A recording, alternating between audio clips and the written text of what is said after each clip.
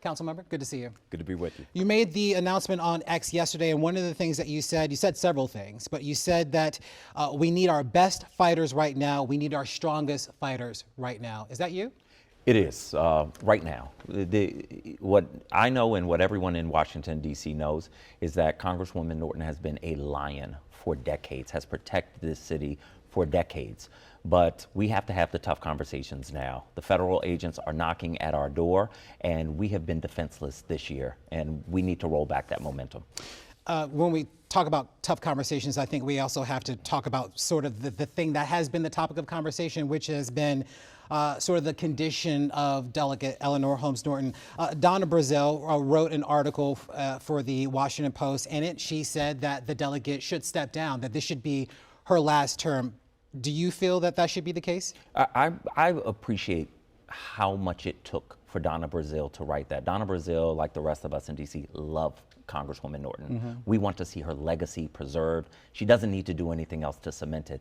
We don't want to see it lost because of the way it ends. And right now, the district is losing ground every single day. So we have to have someone who can go and start to beat that back. That is what's most important to the city right now, and that's what I'm ready to do. And do you feel that we don't have that level of leadership and direction right now? We have not been moving the needle in our direction. We've had our money, DC's taxpayers' money, stolen by Congress. Congress is overturning DC bills, unfortunately, with Democratic support. We have a federal takeover, masked agents in our streets. We are losing this battle this year, and this is the first year of this presidency. So I want to get in there, get in a fight, roll it back, help win back the House, and get D.C. back to the autonomy that we should have. You talk about wanting to have an impact and fighting for D.C.'s voters, but does taking on that congressional seat, is that the best way to do it? You and I both know that it comes with very limited voting power. What sort of impact do you expect to have in Washington when you can only vote in committee? Voting power and power are not the same thing, and that's something that we have to know about that seat. But it is the only seat in the entire United States Congress that represents the district residents. So the person in that seat has to be up for the fight, has to have the energy and the fire that we need right now. I have that. I've worked in that building under the tutelage of Congresswoman Norton. I've worked in our council, in our Attorney General's office. I know what it takes to move the levers of power there, and that's what we need right now. We need someone who can move those levers. That hasn't happened this year.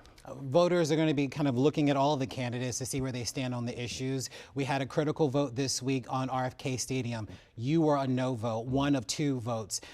You cited a lot, gentrification issues, as well as whether or not this was the best deal for the city. Some residents looking at that might be turned off by that vote. What do you say to them? I say you got to have the person who's going to represent your interests. The vote yesterday was not about whether or not to build a stadium. Build a stadium. The vote was whether to spend over $1 billion that we don't have when we're in a deficit on the stadium. That I couldn't support. I don't want to see our city go back to what we saw in the 80s and 90s. So I had to be honest, even though I'm a fan, that we can't afford this right now. Oh, crime has been a big issue that we've talked a lot about, both on the Hill and even in council chambers. The Trump administration taking credit, saying that the sort of decline in crime that we've seen over the past recent weeks, a direct result of this federal surge. They say that it's been impactful and important. What do you say? The White House is playing politics with D.C., and it's hurting us.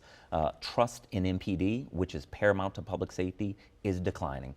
People are afraid to take their kids to school, to go to work, to go to church. We're going to be paying the cost for these missteps for years. All the more reason that we have to fight back right now. They're using D.C. as a political pawn. We know that. The rest of the country knows that. But now we need to start winning some of these battles.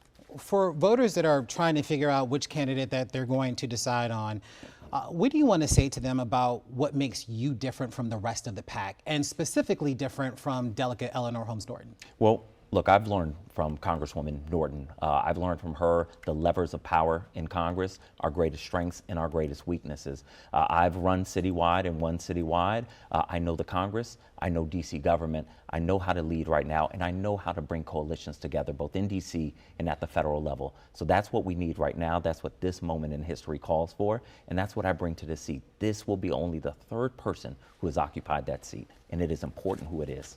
One of the things that we have to talk about is this federal occupation that we know the National Guard is going to be here until December, at least according to the White House. So much has been going on over the past couple of months, and there has been sort of a mixed feeling in terms of the relationship between Washington and the city residents. What is the plan moving forward? If the Trump administration says that we have been successful in driving down crime, making the city safer, there's got to be a plan for what this looks like moving forward, one that DC residents can get behind. Where do you stand on that, and what is your plan? I don't believe that the administration has a plan.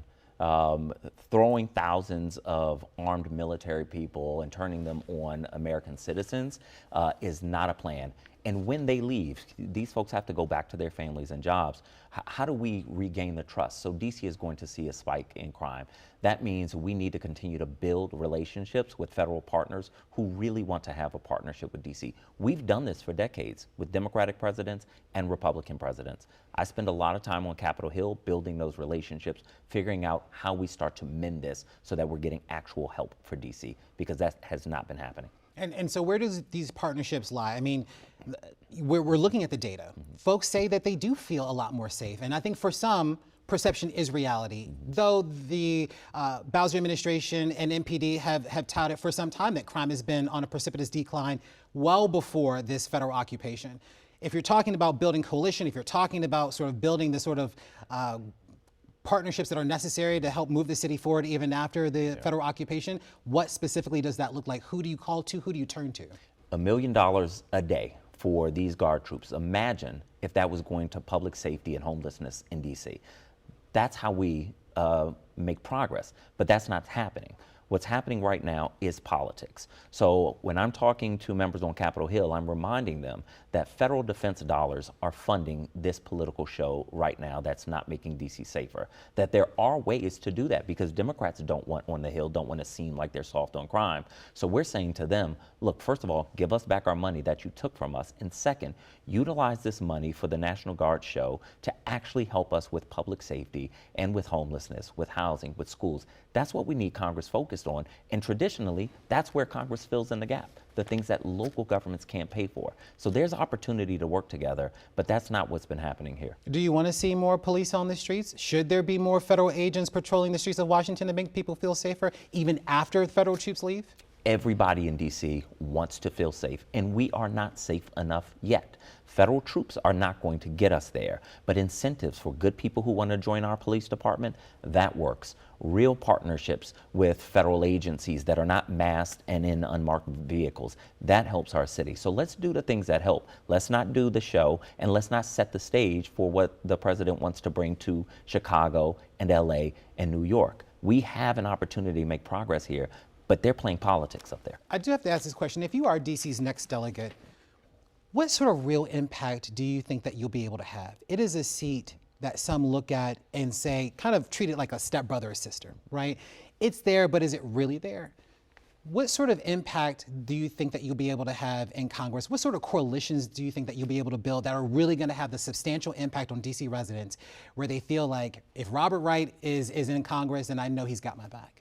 When there is a respected person in that seat, as we have seen, Congress respects the seat. We have been able to get a lot done over the past 30 years without a vote. Now, when the nation realizes that what's happening in DC is the front line of a national battle, then there's an incentive that has never existed before for Democrats and everybody who cares about our democracy across the nation to dig in. People who don't want to see the military deployed to states know that DC is ground zero. So when I'm talking to congressional offices, they get why partnership matters right now. We can maximize those partnerships with the delegate seat. And I have like 5 seconds, really quickly. Why now?